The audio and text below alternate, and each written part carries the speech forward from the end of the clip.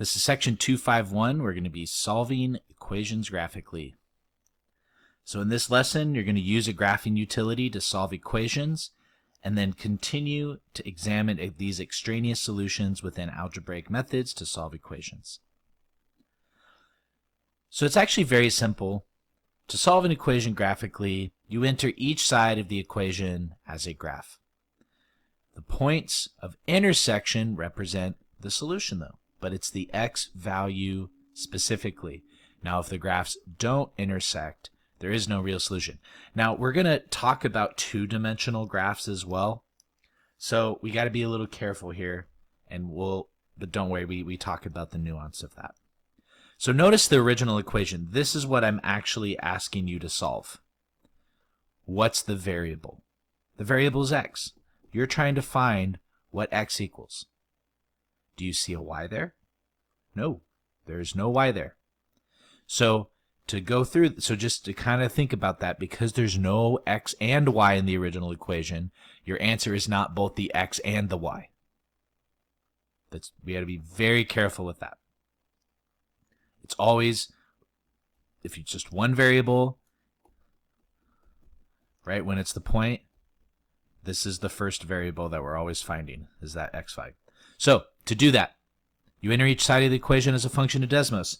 So y equals the left side, y equals the right side. So here's the left side, square root of x minus 2. Here's the right side, x. You could also do it like f of x or g of x, however you want to enter it in. You just want to see the graph.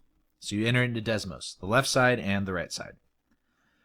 Then you examine the graph and see where the graphs intersect. Okay, so they intersected here and they intersected here. Now you use your cursor, you highlight over where it's going to be intersecting, and it's going to show up. Your answer is just the x values. So my answer in this case is going to be x equals 1 and x equals 2, because those are where those values intersect.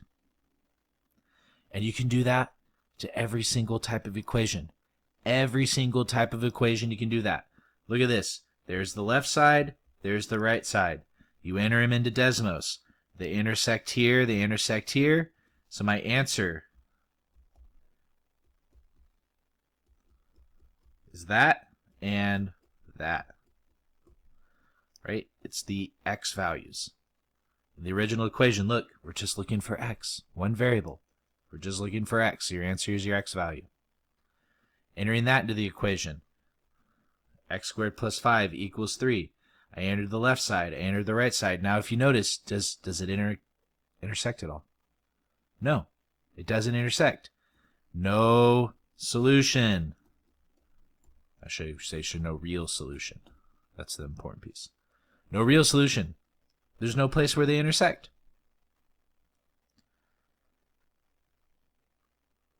Now one piece that we can get from this is if we're asking how many solutions are possible, you count up the exponents.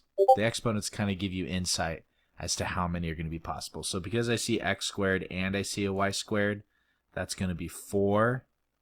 It's possible for me to have 4 solutions. If you look at here, 1, 2, 3, 4, that's where they're going to intersect. Just know that as you search for the different types of solutions, it kind of, in our mind, it kind of helps us focus a little bit. That's all that's intended to be. So what did we learn today? We learned how to use a graphing utility to solve any equation. You just enter it into your graphing calculator. F of x equals the left side of the equation, the right side of the equation. You just enter it in like that. You look where they intersect, and because these are one-dimensional, it's the x value that you're looking for. This does conclude our lesson. If you have any other questions, please leave them in the comments.